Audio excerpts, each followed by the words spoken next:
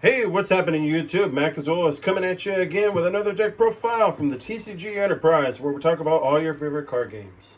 So you guys, I finally have an EDH deck for Magic the Gathering worthy of going up here. Lo and behold, we have Xenagos. Now, I originally previously uploaded this one a while back, but due to circumstances last year with COVID, unfortunately the idea was scrapped.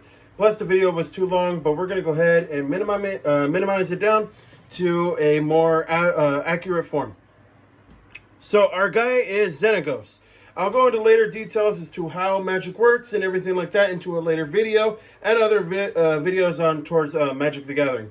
But in any case, Xenagos is indestructible, and as long as the devotion is less than 7, it will not be a creature, but it is an enchantment. And then it pumps up one creature based off its power until the end of the turn, and as well gives it haste, which is why it's a very versatile card for Gruul. There's many other Gruul commanders you could definitely go with, but I honestly figure that Xenagos is pretty much one of the best ways to go in this deck. So now we're going to go ahead and we'll go on to our other stuff. So we're going to go with one Bird of Paradise, one Elvish Mystic, one Landwar Elf. These are your mana producers, your one drops. So basically go ahead and go out for your mana that you need. This will go for red-green. Depending on the situation, you can do red or green, and these two out for green. I'm not going to go without for the one for the red. It'll be too cloggy, but if I do just go ahead and decide to go ahead and go along with it, I'll probably throw it in there.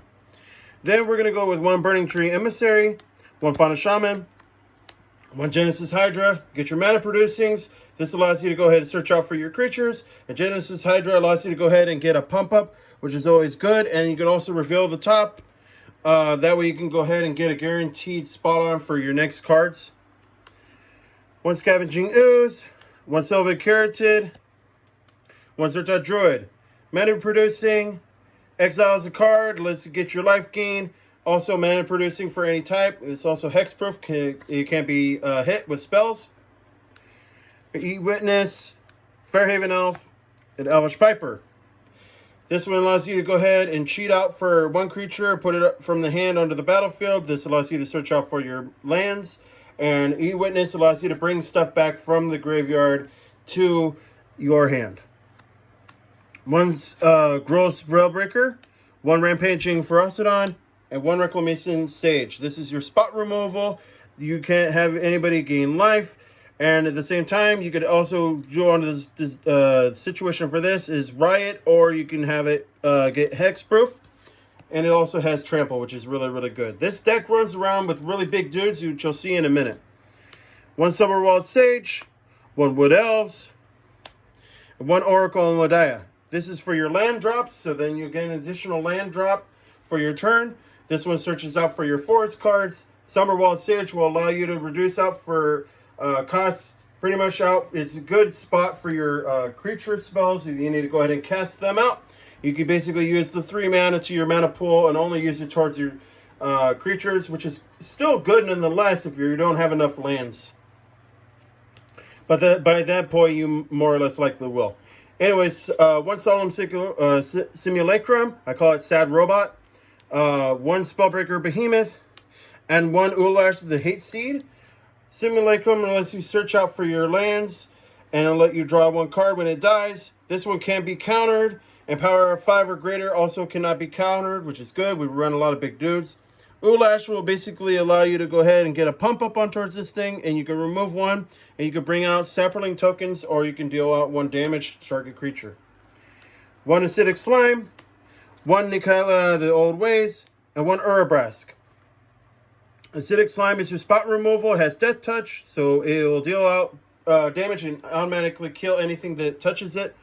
You can destroy a target artifact, enchantment, or land.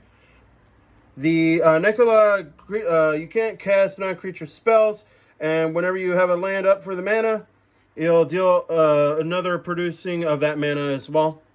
Then creatures you control with Urabrask will have haste, and creatures your opponent controls will enter in tapped, which is really good. One Zealous Conscripts, one Balefire Dragon, one Bane of Progress.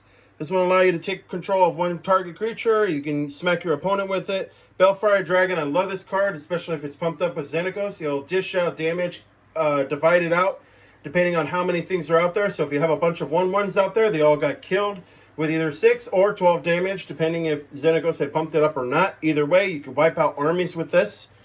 Bane of Progress is always good. It'll allow you to destroy all artifacts and enchantments and put the +1 on towards it for each one that was destroyed this way, making him really, really big. 1 Dragon Broodmother, 1 Italy, the Primal Storm, 1 Rampaging Balas. This will allow you to go ahead and get out for your dragon tokens. It will give you out for red and green 1/1s with the Devour 2 into play, which makes them stronger. The Italy is really, really good. Whenever they'll attack, you'll exile the top card of the player's deck, and then you can play that without paying its mana cost. And then Rampaging Balas, every time a land enters in, you produce out for 4/4 beast tokens, which is really good. Start getting a big army going.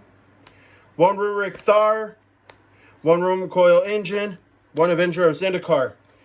This one will dish out 6 damage towards the opponent, depending on what kind of spells are being played, as long as they're non-creature spells.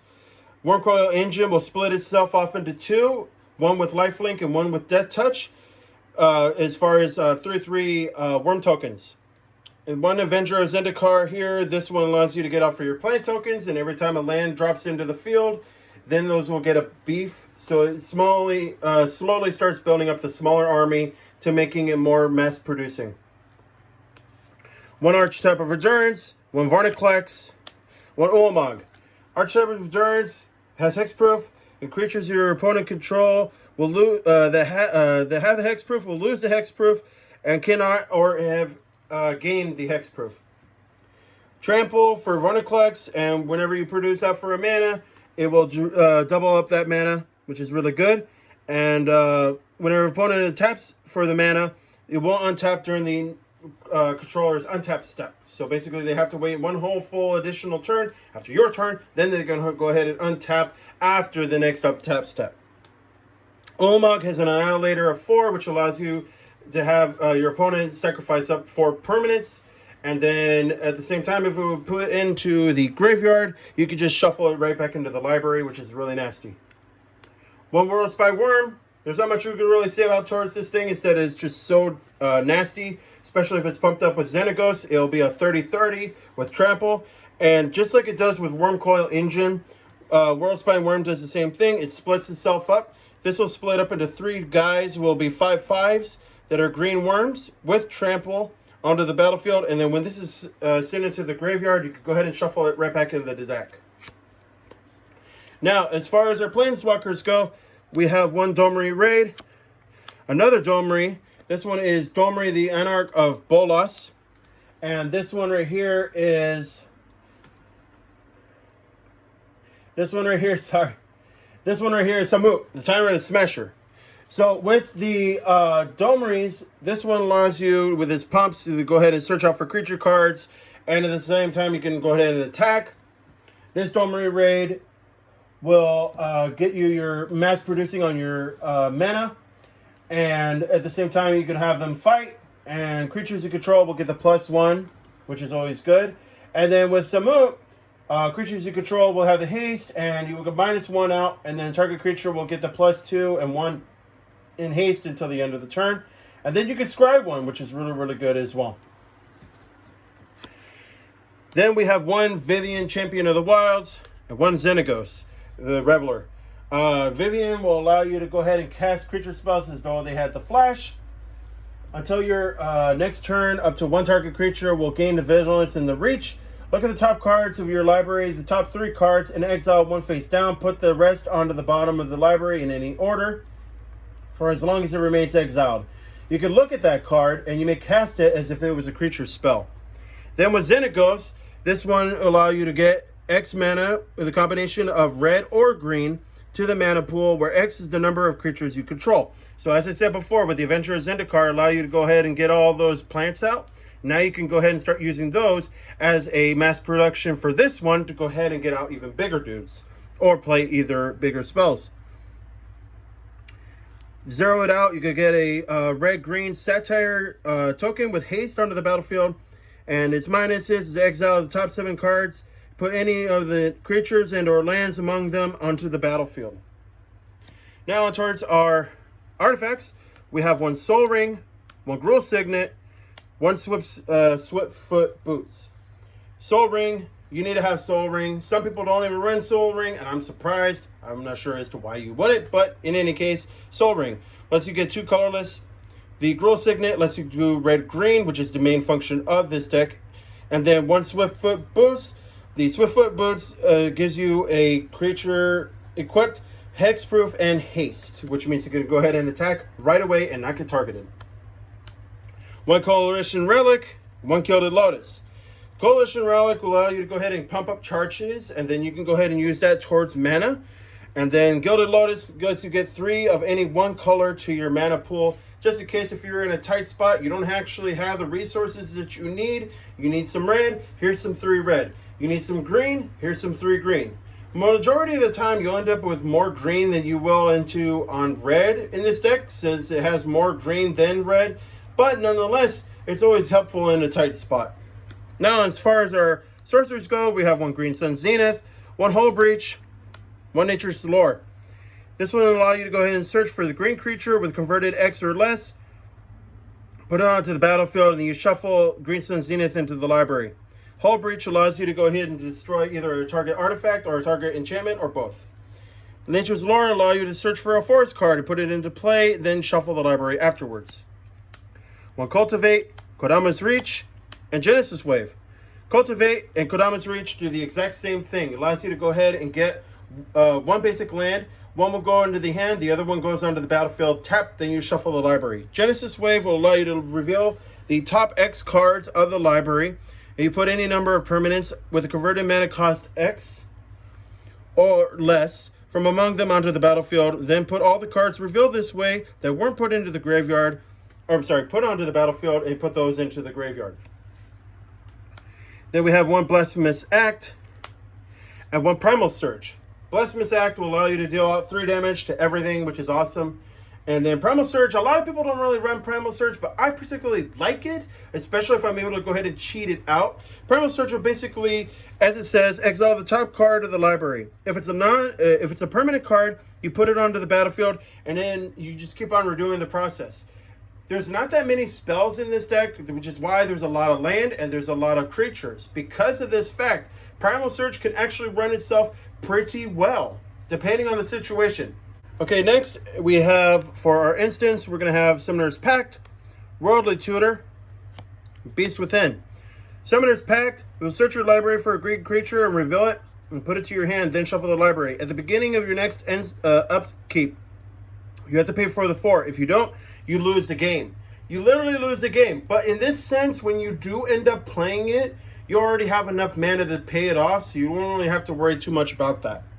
Worldly Tutor. This allows you to search out for your creature card and reveal it to all players, then shuffle it onto the shuffle your library, and then take the revealed and put it on top of the deck.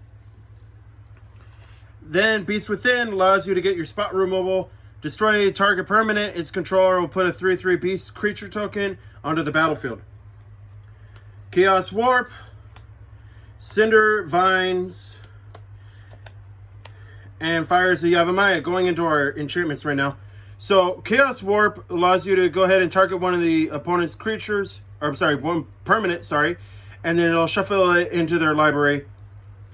And then they'll reveal the top card of his or her library. If it's a permanent card, put it onto the battlefield. This is good for a spot removal, especially for nasty things you don't want to see onto the field. And you can basically have them swap it out for something different. Cinder Vines allows you to, for whenever an opponent casts a non-creature spell, it'll deal 1 damage to that player. Pay the 1, sacrifice it, destroy target enchantment or artifact, and it deals 2 damage to the permanent's controller. Fires of Yavimaya, all creatures you control will have haste, and sacrifice it, and target creature will get +2/+2 until the end of the turn. Rhythm of the Wild, Asceticism, Lurking Predators. Rhythm of the Wild, creature spells you control cannot be countered. Non-token creatures, you control will have Riot, will have your choice of either haste or a +1 counter onto it. Asceticism, creatures you control cannot be targets of spells or abilities your opponent controls. Then you can pay the 1 in the green and regenerate. Target creature. Lurking Predators. Whenever an opponent casts a spell, reveal the top card of the library. If it's a creature, put it onto the battlefield. Otherwise, you may put a card from put that card on the bottom of the library. Then we have one Warm Star Surge. Whenever a creature enters into the battlefield under your control, it deals damage equal to its power to target creature or player. Sorry.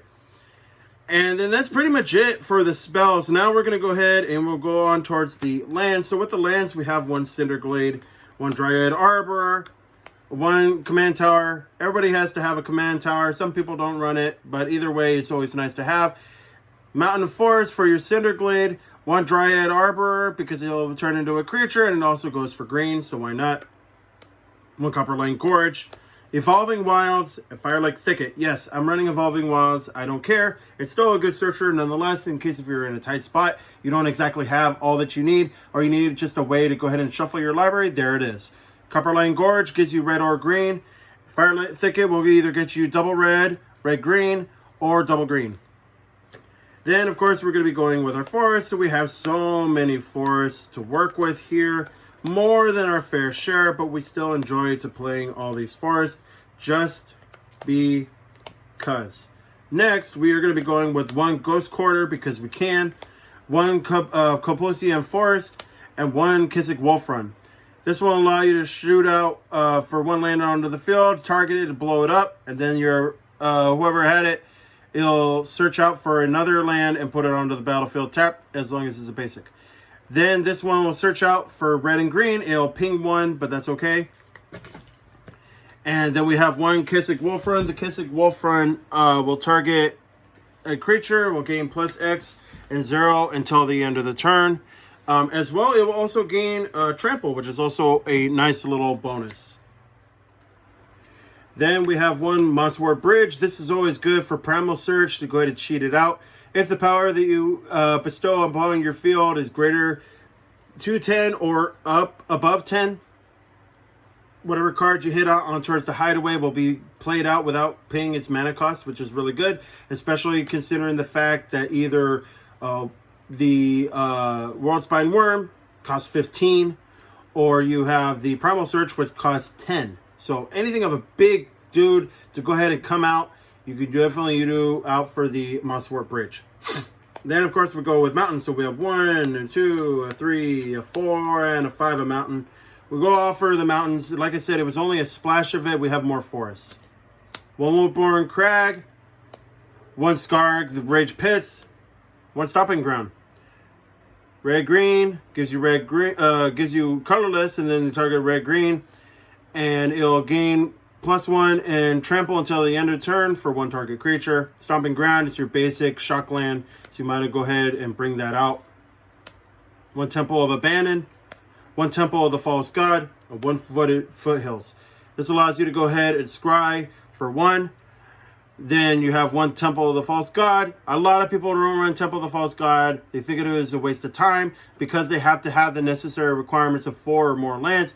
I don't care. I like the card. It gives you a granted of extra 2 mana, so why not?